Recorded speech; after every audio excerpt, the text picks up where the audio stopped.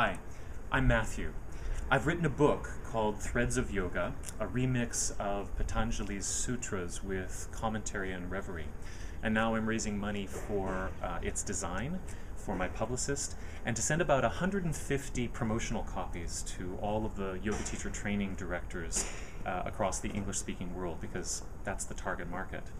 So if you would like to contribute to this campaign, you'll have my undying gratitude, and also at the entry level of $25, you'll also receive a book, which is kind of like buying a book, only pre-ordering it in a way that really helps me out. For a pledge of $100, I'll give a 1-hour Ayurvedic consultation via Skype, and I'll also throw in a book for free. And then there's a couple of wholesale perks where if you pledge $150, I'll send you 10 books at the discount of 40%. And then $250, I'll send 20 copies of Threads in Yoga for your studio or your teacher training program. And that's a discount of about 50%. And then if you're so excited and so generous as to pledge $1,750, I'll come to your studio or conference and workshop the rich themes of this book through a combination of lecture, presentations, asana practice, mindfulness techniques, probably a little bit of Ayurveda stuff thrown in, and also restorative yoga. So that's my pitch, and I'm going to go on and describe a little bit about how this book came to be, but if you're out of time, just stop the video here. We all inquire into yoga. Yoga happens in the resolution of consciousness. Through yoga, consciousness can become aware of its interdependence. Otherwise, consciousness can become increasingly alienated, and awareness becomes inaccessible.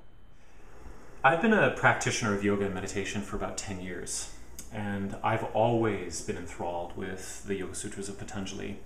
To me, they're this incredible mixture of austerity and radiance. They're stark, but they are eloquent, and they seem to resonate with the sense of an older time, something that is completely unfamiliar or inaccessible to me in my life or even in my culture. I think I was hooked when I first read, and then probably I heard from one of my teachers the line, I think it's chapter 2, aphorism number 16, where he says, Heyam dukam anagatam, which I've translated as, but the future is unwritten. And I used to think, it really doesn't get any better than this.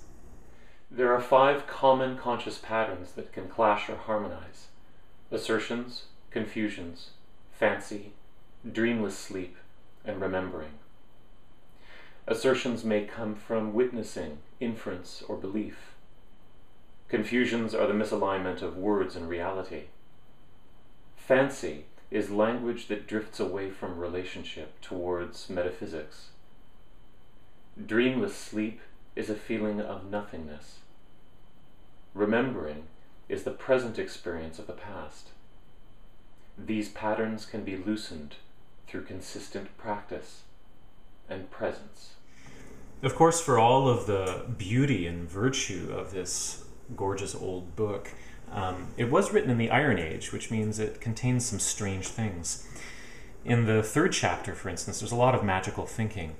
Patanjali claims that the accomplished meditator should be able to learn how to levitate, or to enter into another person's body, or to shrink his own flesh down to the size of a molecule. And then there's another take on the body in the 2nd chapter, a kind of puritanical take, in which Patanjali claims that we should learn how to view the body as an object of disgust, as an obstruction to our path of transcendence. And then finally, there's also this really kind of antisocial aspect to the Yoga Sutras, to the extent that the last chapter of the book is called Kaivalyapada, which means isolation. The idea being that human consciousness reaches its happiness to the extent that it can abstract itself away from, the chaos of the material world, the soup in the kitchen, as it were. Practice is any intentional repatterning of feelings and thoughts towards interdependence. Repatterning may occur over a period of consistent and focused effort. Presence is felt when you hold no expectation or assumption. Awareness of interdependence is the fullest presence.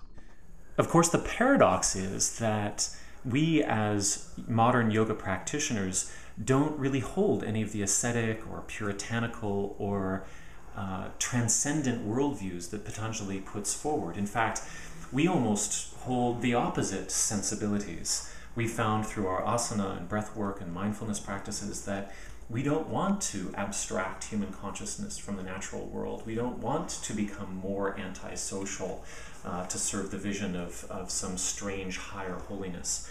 So it's very strange that this book is at the center of our yoga educational culture when we really don't hold or use any of its views. So that's made me wonder. Reasoning, reflection, wonderment, and the awe of being alive are the initial gateways to integration. Through integration, these gateways dissolve, leaving unseen traces.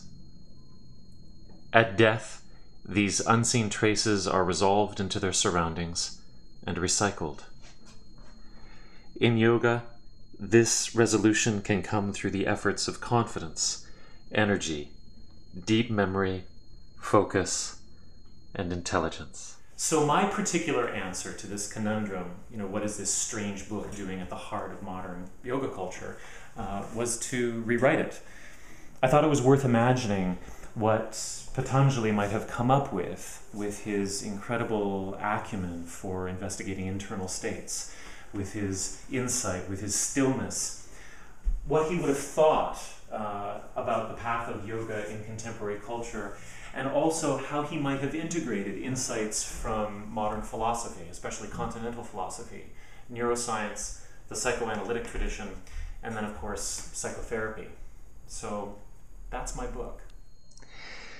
The intensity of practice reveals yoga's nearness. Intensity has many different facets, including the focus of devotion. Devotion can feel timeless and resolved. In that feeling is the awareness of interdependence. We have always felt it. It can be heard in primal sound, which, when sung, can reveal hidden things. Then, obstacles to inner spaciousness become transparent. These obstacles are disease, apathy, doubt, carelessness, joylessness, addiction, false perception, unsteady focus, and restlessness. Their symptoms are stress, pain, depression, trembling, and irregular breathing. Calming practice alleviates these symptoms. I'm really excited about the self-publishing process for a couple of reasons. First of all, the royalties are better. Second of all, the book has already been crowdsourced. Like I've had an amazing amount of feedback online through the last 3 years from excellent correspondence as I've gone through this material and worked it bit by bit. And so it feels as though it's gone through extensive peer review already, which is part of what traditional publishing used to do. But I think the most important reason is that timing is really important for me. My partner, who's holding the camera, is about to give birth any time, and so I feel that a book is just as organic as that when it's ready to go, it's just ready to go. There's no stopping it. And so I'm really excited. And I'm glad to be able to invite my community into the support of this kind of self-publishing adventure.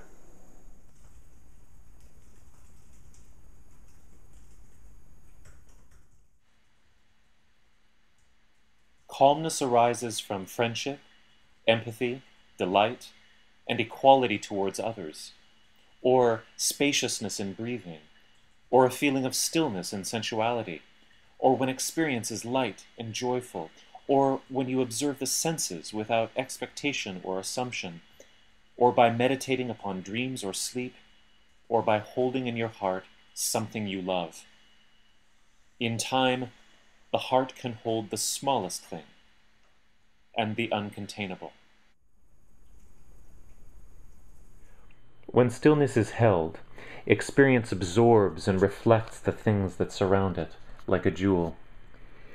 Its facets can deconstruct the object, its components, its energy, the act of perceiving it, and the mystery of perception. This experience can hold language, or it can be silent. The experience of worded or wordless wonderment plunges down to the quantum level.